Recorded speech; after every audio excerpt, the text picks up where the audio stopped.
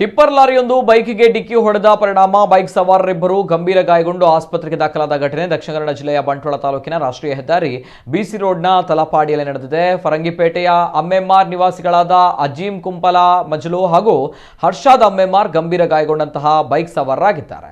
Bike ಸವಾರರಿಬ್ಬರು ಫರಂಗಿಪೇಟೆಯಿಂದ ಬಿಸಿ road ಕಡೆಗೆ ತೆರಳಿದ್ದು ತಲಪಾಡಿ ಎಂಬಲ್ಲಿ ಟಿಪ್ಪರ್ ಲಾರಿಯೊಂದು ಡಿಕ್ಕಿ ಹೊಡೆದು ಅಪಘಾತ ಸಂಭವಿಸಿದೆ.